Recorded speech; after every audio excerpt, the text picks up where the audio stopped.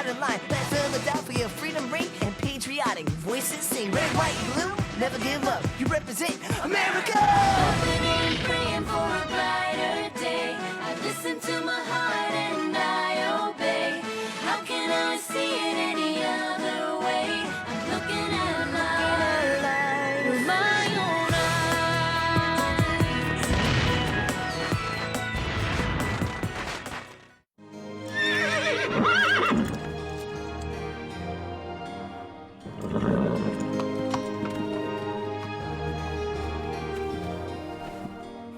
Dearest Mother, it feels wonderful to stop and rest upon my return to New Windsor to cover events at General Washington's headquarters. I just left James and Henri in Newport, Rhode Island.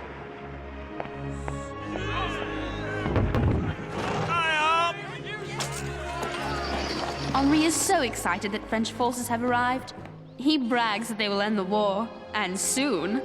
I do hope he's right. Sometimes it seems as if the violence has been going on forever. Line company to drill after sundown. James thinks he can use Henri's help speaking French when he meets General Rochambeau, the commander of the French army. He told Henri he could go with him, as long as Henri promises to behave himself.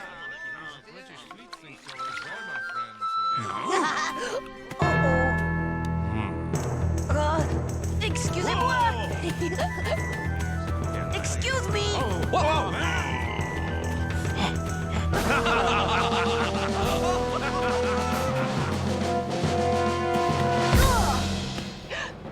And who have we here?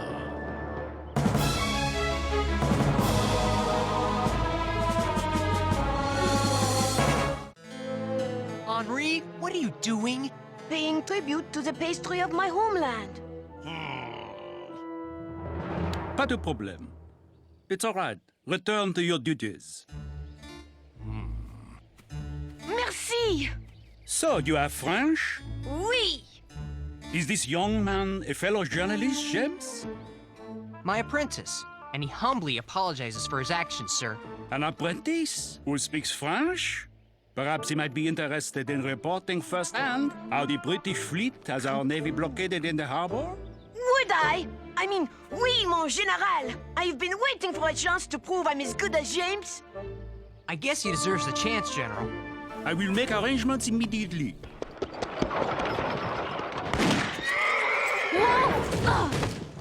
Driver, is someone shooting at us? Sure looks that way, ma'am. It's a band of armed Tories. I'm Robert Shirtliff, Light Infantry, Massachusetts 4th Regiment. You best come with me to safety. Well, I'm not so sure. All right. Armed Tories here? Yes, ma'am. There are folks in New York still loyal to England. Oh. They help the British by attacking us where we don't expect it, behind our own lines. It's our job to stop them. Is that how you got that scar on your forehead? Yep, from a loyalist saber. You were cut by a sword? You don't even look old enough to shave. Shh, they're getting close.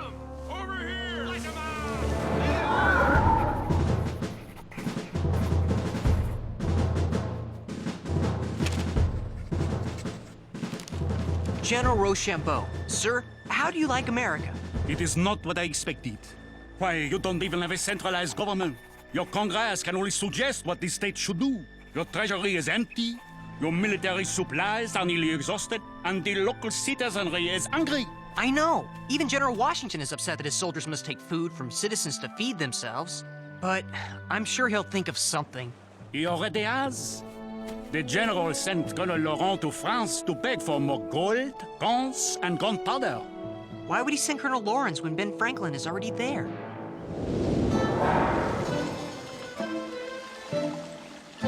Côte de Virginie, may I present Congress's Special Envoy, Colonel John Lawrence of South Carolina. Bonjour, Colonel. And good day to you, sir. Dr. Franklin has told me of how unfailingly the French Foreign Minister of Finance has supported our cause. I wish I could do more. You can do more. Colonel Laurent, while you were journeying here to France, we graciously agreed to give America a gift of 6 million livres. You should congratulate Dr. Franklin. Sir, you mock me. We need 25 million livres, otherwise I fear that the sword I now wear to defend France as our ally, I may be forced to draw against France as a British subject. If I am to be insulted in this manner, I'm afraid I must take my leave.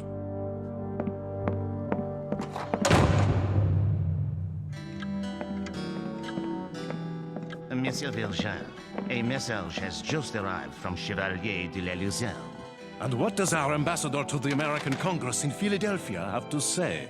He wants to know how you are progressing with your plan for a peace conference. Shh! The Americans know nothing of my plan to betray their fight for liberty by going behind their backs to end the war with England. Colonel Lawrence, a spoonful of honey will catch more flies than a gallon of vinegar.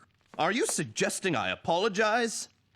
In a word, yes. I cannot. We need that money. Don't you understand? General Washington sent me because he believed a soldier could explain to them that we are at the end of our tether, and now or never our deliverance must come. Colonel, I am 75 years old and suffering from a severe attack of gout.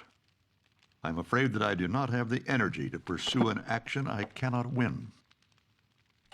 I will write Congress that I have secured the 6 million livres and add to that my resignation. How many Tories do you think are out there? I can't tell yet. The Tories are right behind us, Robert.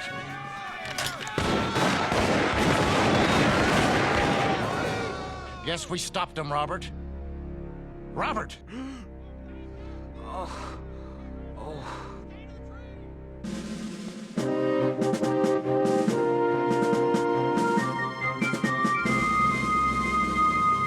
Rochambeau said that to you? We're disorganized and ill-prepared to fight? In so many words, yes. I don't understand him. He wants to send his troops south to aid Lafayette when he could join with me to retake New York City and end the war.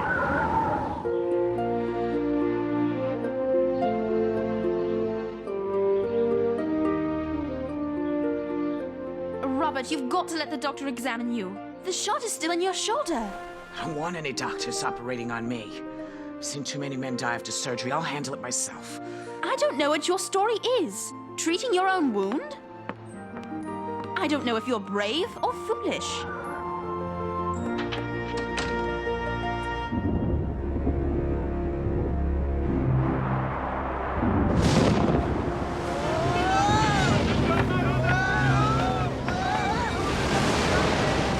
So, do the ships always rock like this? Back and forth and back and forth?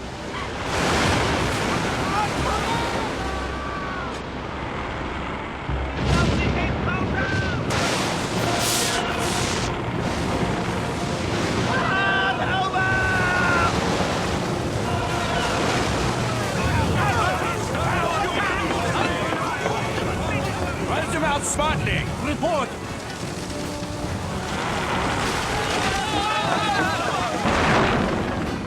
The storm is putting the English fleet out of commission. Come, we must write to Rhode Island and urge Rochambeau to send the French fleet to strike now. Retaking New York City would make big headlines. That would take too long. Right now, I need a quick victory. My spies are hearing rumors that Vergin, the French foreign minister, wants a peace conference with the British to end the war. I've got no time to waste. I must have the French fleet dispatched. This is the perfect time for Rochambeau to sail for the south, capture Benedict Arnold, and defeat his army. Now that headline would stop the peace conference. Yeah!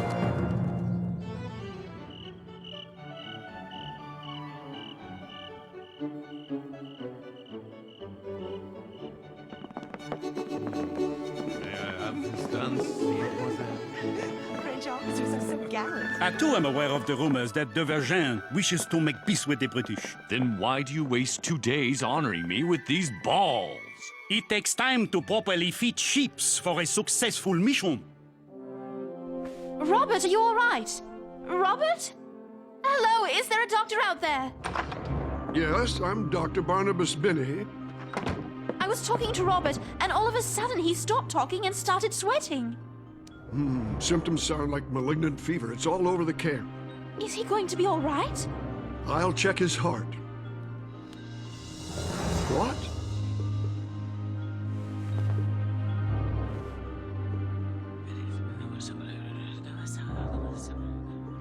Oh, no. What is it? Is he dying? No, Robert's going to live, but how shall I say this? Robert isn't a he. He's a she. What?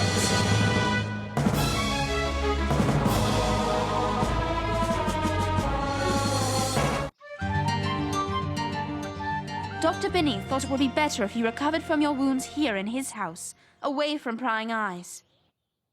So while the doctor figures out what to do about a young soldier who everyone thinks is a man, but really is a woman, why don't you tell me your whole story? Where should I start? How about with your real name? My name is Deborah Samson. Deborah, why would a woman enlist in a continental army?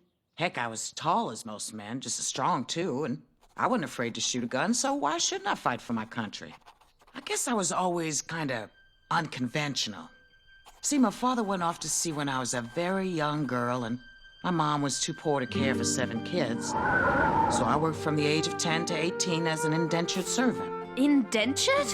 You mean forced to stay in work, not able to leave until your mother's debt was paid off? Yes, that's exactly what I mean. And I'll tell you one thing, working in the fields made me strong. After my chores were done, I taught myself to read, Sarah. I read every book I could get my hands on.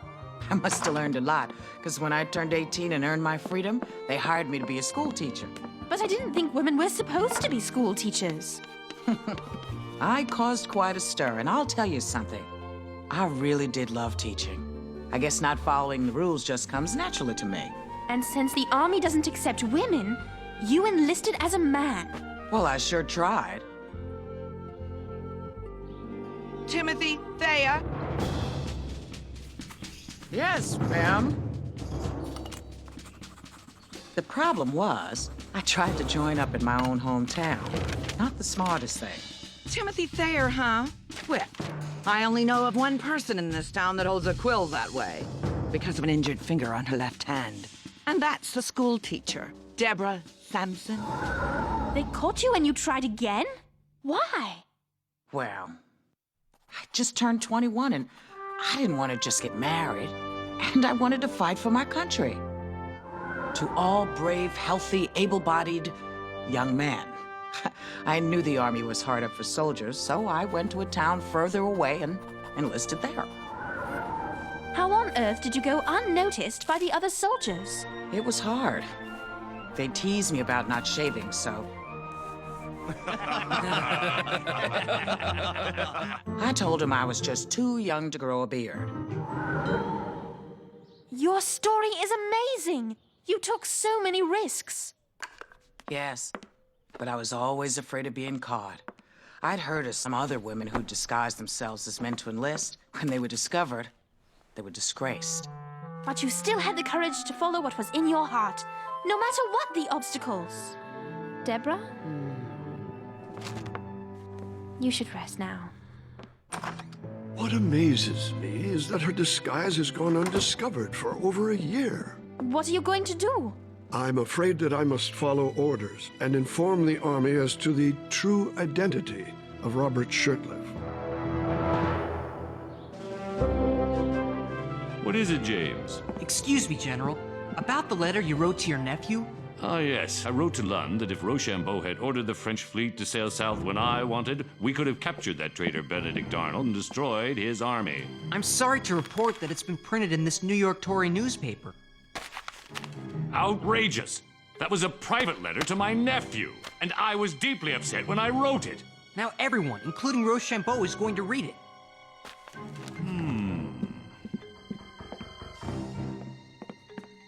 I will write Rochambeau an apology for my blunder.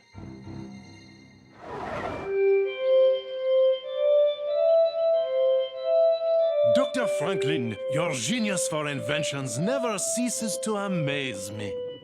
I thought a duet on my glass harmonica with Marie Antoinette might be nice. If you'll excuse me, Virginie, I believe the letter I've been waiting for has arrived. Is it from America? It's Congress's response to the letter I sent. Thank goodness they do not accept my resignation. They had the good sense to realize that when I resigned, I wasn't feeling well.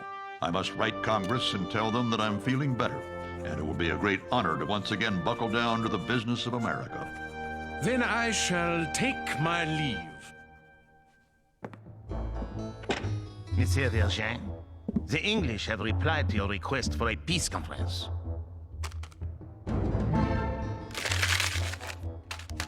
There will be no peace conference. The English refuse to attend. Why? Because King George considers it to be a matter solely between England and her colonies. That is the end of it.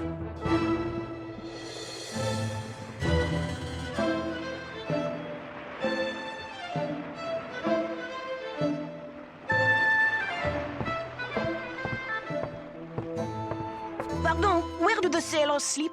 You must be Henri. Follow me. I'll take you to your bunk. This is your bunk. There's someone in it. But of course, there aren't enough beds for the whole crew. So, you sleep in it when he is on watch. I can handle that. I'll be too busy as a journalist to sleep anyway. So, where do we eat? Dinner. Sacre bleu! Is this what you usually eat? No, this is better. Wait till we set sail. That's when we get the bad stuff. Let's company! Marche! 1, 2, 3, 4! 1, 2, 3, 4! 1, 2, 3, 4! So, you're sure you don't want to continue as a journalist with the French Navy? Oui. I guess you could say I don't have the stomach for it. Hey, Washington's talking to Rochambeau. Come on!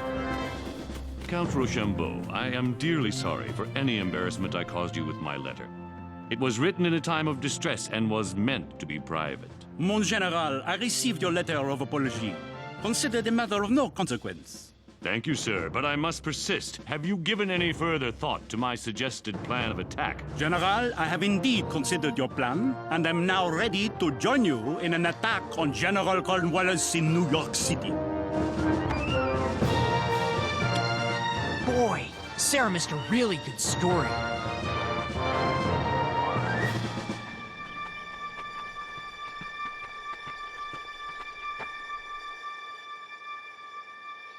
know I'm gonna be disgraced. But what you did shows how dedicated you are to the cause of liberty. But I'm still worried they'll put me in jail for dressing as a man. Deborah Samson, also known as Robert Shurtleff. Because you impersonated a man and enlisted against military policy. Here it comes. It is my honor to note your extraordinary instance of female heroism by discharging the duties of a faithful, gallant soldier. And therefore, I present you with an honorable discharge from the Continental Army of the United States, Light Infantry, Massachusetts 4th Regiment.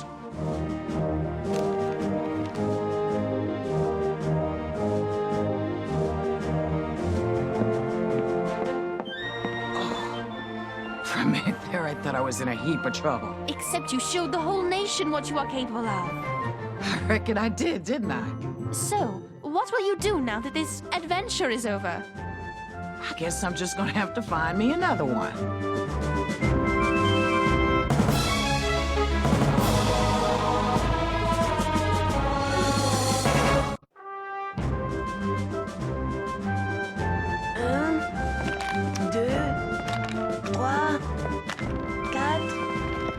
Another letter to your mother? Yes. I just had to tell her how impressed I was with Deborah Samson. I'll tell you, she impressed me, leaving that shot in her shoulder. It's more than that. She made me wonder, if a woman can find a way to serve as a soldier, why can't she enjoy the same rights of citizenship that men have? Why can't this whole country be unconventional? I mean, aren't we already rebels? Oh. Henri, what are you doing? If I couldn't be a journalist, I wanted to show you I could be a printer, all by myself. That's great. Now you can show us how you could clean up. All by yourself.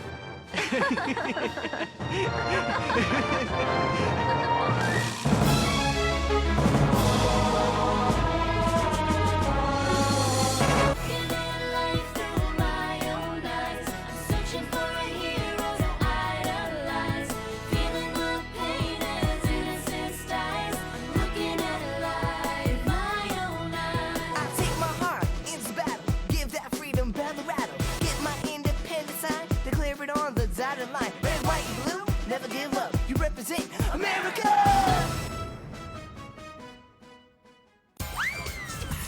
Eat.